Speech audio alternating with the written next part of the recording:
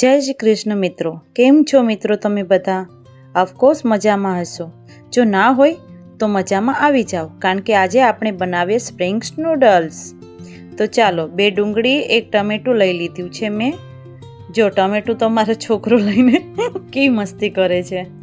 એને ટમેટા બહુ જ ભાવે ને, એટલે ટમેટા એ મારે ઘરની અંદર અવાજ નથી દેતો. ઉંદરડીની ઘોણે કતોરીને ખાઈને મેકી દેશે. જેની ટમેટું લાવ, આઈ જેનું આઈ જો તો લાવ, ટમેટું લાવ. નહીં, ઊભો રહે છે. ચાલો તો મિત્રો, આજે જો જેની ટમેટું ખાય છે ને, એને મેં મોટું ટમેટું લઈને નાનું આપી દીધું, તે કે મારે નથી જોતું. તો ચાલો મિત્રો, જો મેં બધી તૈયારી કરી લીધી છે. એમાં વટાણા, ધાણા, લીલી ડુંગળી, 1 મરચું, 2 ડુંગળી અને ટમેટું. લીલી ડુંગળી અને સૂકી ડુંગળી બંને નાખી શકો છો તમે. તમને તીખું વધારે જોતું હોય તો 2 મરચાં, અને તીખું ઓછું જોતું હોય તો 1 મરચું, અડધું મરચું પણ નાખી શકો. ઓકે, તો આવી રીતે બધા સલાડ નાખશો ને, મતલબ શાકભાજી નાખશો ને, તો તમને સારી નૂડલ્સ બનશે તમારું. ઓકે, તો હવે લઈ લીધા છે આપણે નૂડલ્સ. આ નૂડલ્સ મેં ઘરે જાતે બનાવેલા છે. ઉનાળામાં જ્યારે આપણે વેફર બનાવીએ ને, ત્યારે મેં નૂડલ્સ જાતે બનાવેલા છે. અને એ નૂડલ્સ આપણે હેલ્ધી હોય છે. મેં ઘઉંના લોટમાંથી બનાવેલા છે. તો મિત્રો, આની અંદર આપણે હેલ્ધી અને પૌષ્ટિક બને છે. જે બહારની મેગી આવે ને, એના કરતાં આ નૂડલ્સ બહુ જ સરસ અને પૌષ્ટિક હોય છે, અને છોકરાઓ માટે પણ સારા હોય છે. તો એની અંદર આ એક નોંધ કરી લેજો કે આપણે બહારના નૂડલ્સ ખાવા છે કે ઘરના. જો ઘરના ખાશો તો પૌષ્ટિક અને હેલ્ધી. તો ચાલો આપણે નૂડલ્સ બનાવીએ. હવે મેં બધું શાકભાજી સમારી લીધું છે. ધાણા છે, વટાણા છે, લીલી ડુંગળી છે, ટમેટું છે. ડુંગળી મેં 1 જ રાખી છે. ધાણા થોડાક વધારે છે, વટાણા પણ વધારે છે.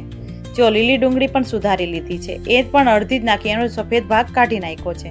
અને વટાણા પણ વધારે રાખ્યા છે, કારણ કે મારા છોકરાને વટાણા બહુ જ વધારે ભાવે છે. અને ડુંગળી મેં 1 જ નાખી.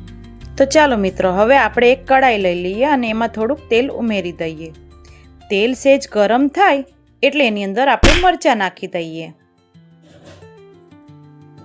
મરચાં થોડા કાળા માળા થશે, સતળાશે, એટલે એની અંદર આપણે બીજી થોડીક ડુંગળી નાખી દઈશું. મરચાં વધારે બળી ના જાય એનું ધ્યાન રાખવાનું. હવે ડુંગળી નાખી દઈએ. ડુંગળીને થોડીક સાતળવા દેવાની છે, થોડીક બ્રાઉન, આછા બ્રાઉન રંગની થવા દેવાની, વધારે નહીં. વધારે થશે ને તો એમાં વટાણાને બધું આપણે હજુ નાખવાનું છે, એ બધું બરાબર મિક્સ થવા દેવાનું. એટલે હવે નાખી દઈએ એની અંદર ટમેટું. આપણે ડુંગળી સતળાઈ ગઈ છે, તો હવે આની અંદર આપણે નાખી દઈએ ટમેટું. ટમેટું નાખીને એટલે થોડુંક એને નરમ થવા દેવાનું ટમેટાને. જો ટમેટામાં હવે કેટલો સરસ રંગ પકડાઈ ગયો છે. આપણે ટમેટું થોડુંક નરમ થઈ ગયું છે, એટલે હવે વટાણા નાખીને વટાણાને થોડાક પકાવવા દેવાના છે. સાથે સાથે આપણે લીલી ડુંગળી પણ નાખી દઈએ. આ લીલી ડુંગળી હવે એને સારી રીતે મિક્સ થવા દેવાનું છે. થોડું એકદમ બફાઈ જાય ને પછી ચાલો હવે આપણે મસાલા લઈ લઈએ. હવે મસાલામાં બધાથી પહેલાં લાલ મરચું, પછી થોડીક હળદર. હળદર થોડીક જ રાખવાની છે, મેં અડધી પાછી નાખી દઉં છું. પછી મીઠું અને ધાણા જીરું. ઓપ્સ, જો થોડુંક ધાણા જીરું ધોડાઈ ગયું, કંઈ વાંધો નહીં. હવે મસાલા બધા મિક્સ થઈ ગયા છે, એટલે હવે આપણે પાણી નાખી દઈએ.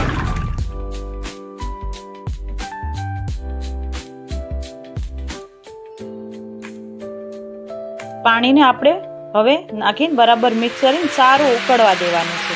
જો પાણી ઉકળી ગયું એટલે અંદર આપણે નૂડલ્સ પણ નાખી દઈએ, જેથી કરીને વટાણા અને નૂડલ્સ એકદમ બફાઈ જાય. આ નૂડલ્સ આપણે કાચા જ નાખવાના છે. મેગી આપણે કેમ બાફી લઈએ એવી રીતે બાફવાના નથી, કારણ કે આ ઘરે બનાવેલા નૂડલ્સ છે, એટલે એ ટેસ્ટી અને પૌષ્ટિક બને. જો બાફશું ને તેનું પૌષ્ટિક પાણી બધું નીકળી જશે, એટલે આપણે ડાયરેક્ટ જ નાખવાના છે. હવે એ ઉકળી ગયું છે, એટલે આપણે એને ઢાંકી દઈએ. ચાલો હવે આપણે નૂડલ્સ તૈયાર છે, તો હવે એને આપણે સર્વિંગ બોલમાં કાઢી લઈએ. પેલા ધાણા નાખી દઈએ, પછી ધાણા નાખીને બધું ઉપરથી તમે ગાર્નિશ માટે અલગ ધાણા નાખી શકો, થોડાક ધાણા અંદર નાખી દેવાના. ઓકે, તો ચાલો હવે આપણે બાઉલમાં કાઢી લઈએ. તો જુઓ મિત્રો, આપણે હવે નૂડલ્સ સર્વિંગ બોલમાં કાઢી લીધા છે. એ નૂડલ્સ તમે જોઈ શકો છો કેટલા યમ્મી ટેસ્ટી દેખાય છે, જે ખાવામાં એકદમ સ્મૂથ અને નરમ નરમ પોચા પોચા છે. મારો છોકરો હજુ 1.5 વર્ષનો છે, જેના માટે બહારની મેગી સારી ના કહેવાય, તો મેં ઘરના બનાવેલા નૂડલ્સ બનાવ્યા છે, એના માટે હેલ્ધી કહેવાય. તો આ નૂડલ્સ આપણે ઘઉંની રોટલી બરાબર જ છે. રોટલી ખાઓ કે નૂડલ્સ ખાઓ ફરક ના પડે, તો તમે પણ તમારા છોકરા માટે બનાવી શકો છો. ઓકે, તો જોઈ શકો છો નૂડલ્સ કેટલા મસ્ત બન્યા છે. જુઓ મિત્રો,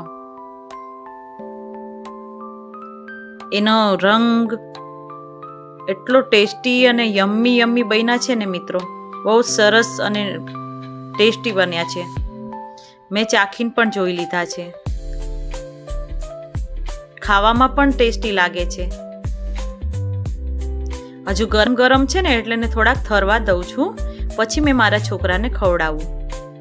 તો મિત્રો, મારી ચેનલનો આ બધાથી પહેલો અને ફર્સ્ટ વિડીયો છે, તો તમને કેવો લાગ્યો છે? મેં ખુદ જાતે એડિટિંગ કરેલો છે. અમે આની અંદર થોડીક ભૂલ કરી છે, તો મિત્રો થોડીક મને માફ કરી દેજો કે મારાથી થોડીક ભૂલ થઈ ગઈ હોય તો.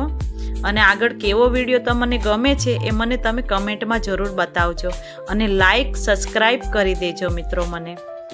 તો મિત્રો, તમારો ખૂબ ખૂબ આભાર. તો તમે મિત્રો જોઈ શકો છો, હવે હું મારા છોકરાને ખવડાવું છું. જેનું કેવું લાગ્યું?